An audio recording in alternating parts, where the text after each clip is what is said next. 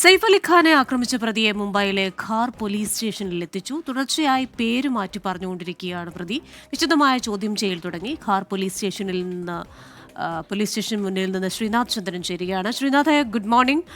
ഈ പ്രതി പലപ്പോഴും പേര് മാറ്റി പറയുന്നു. അതുപോലെ തന്നെ ഇത്രയും വലിയൊരു VVIP ഏരിയയിൽ എങ്ങനെയാണ് ഈ പ്രതി ഒറ്റയ്ക്ക് അവിടെ കടക്കുകയും അതിനുശേഷം ഈ ഒരു കൃത്യത്തിന് ശേഷം അവിടെ നിന്ന് രക്ഷപ്പെടുകയും ചെയ്തത്, ഇത്രയും ദൂരം എത്തിയത്? അങ്ങനെ ഒരുപാട് കാര്യങ്ങളിൽ ഉത്തരം കിട്ടേണ്ടതായിട്ടുണ്ട്. പോലീസിന്റെ വാർത്താ സമ്മേളനവും ഉണ്ട് എന്ന് മനസ്സിലാക്കുന്നു. വിവരങ്ങൾ.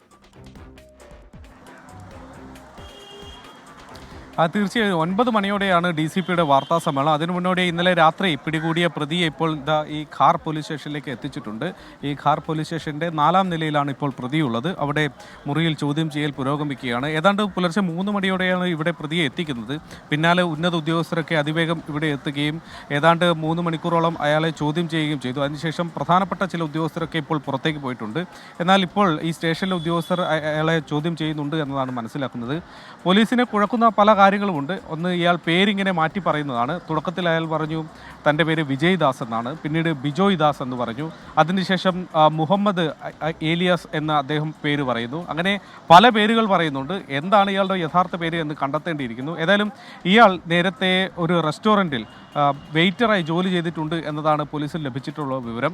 അതിനപ്പുറത്തേക്ക് ഇയാൾക്ക് എന്തെങ്കിലും ക്രിമിനൽ പശ്ചാത്തലം ഉണ്ടായിരുന്നോ എന്ന വിവരമൊക്കെ തന്നെ ഇനി ലഭിക്കേണ്ടതുണ്ട്. ഇന്നലെ ഥാനെ വെസ്റ്റിലുള്ള ഹീരാനന്ദാനി എസ്റ്റേറ്റിന് സമീപം ഒരു ലേബർ ക്യാമ്പിന് പുറകുവശത്തുള്ള കുറ്റിക്കാട്ടിൽ വെച്ചാണ് ഈ പ്രതിയെ പിടികൂടിയത്. ഏതാണ്ട് 100ഓളം പോലീസ് ഉദ്യോഗസ്ഥർ ഈ മൊത്തം ഓപ്പറേഷൻ്റെ ഭാഗമായി എന്നതാണ് പോലീസ് പറയുന്നത്. മഹാരാഷ്ട്ര പോലീസിൻ്റെയും മുംബൈ പോലീസിൻ്റെയും ഒരു സംയുക്തമായ ഓപ്പറേഷനാണ് യഥാർത്ഥത്തിൽ ഈ പ്രതിയിലേക്ക് എത്താൻ വേണ്ടി കഴിഞ്ഞത്.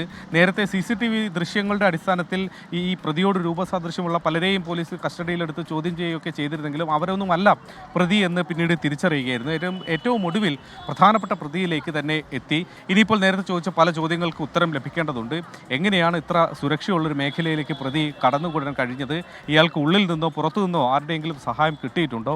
മറ്റേതെങ്കിലും സെലിബ്രിറ്റികളെ ഇയാൾ ലക്ഷ്യമിട്ടിട്ടുണ്ടോ എന്നതടക്കമുള്ള ചോദ്യങ്ങളുണ്ട്. ഷാറൂഖ് ഖാൻ്റെ വസതിയായ മന്നത്തിന് മുന്നിലേക്ക് ഇയാൾ എത്തിയതും അവിടെ മതിലിൽ ഏണിചാരി വെച്ച് പരിശോധന നടത്തിയതുമൊക്കെ തന്നെ പോലീസിൻ്റെ മുന്നിൽ CCTV ദൃശ്യങ്ങൾ തെളിവായുണ്ട്. അതുകൊണ്ട് ആ കാര്യങ്ങൾ കൂടി ഒരു വ്യക്തത വരേണ്ടതുണ്ട്. പ്രതിയിൽ നിന്ന് കാര്യങ്ങൾ പരമാവധി വേഗത്തിൽ ചോദിച്ചറിയേണ്ടതുണ്ട്. ഏതായാലും 9 മണിയോടെയാണ് DCPയുടെ വാർത്താ സമ്മേളനവും. ക്രിസ്റ്റീന, ശരി. ഒരുപാട് ചോദ്യങ്ങൾക്ക് ഉത്തരം ചിലപ്പോൾ 9 മണിക്ക് നടക്കുന്ന വാർത്താ സമ്മേളനത്തിൽ ലഭിക്കും. ഖാർ പോലീസ് സ്റ്റേഷന് മുന്നിൽ നിന്നും വിശദാംശങ്ങൾ നൽകുകയായിരുന്നു ശ്രീനാഥ് ചന്ദ്രൻ.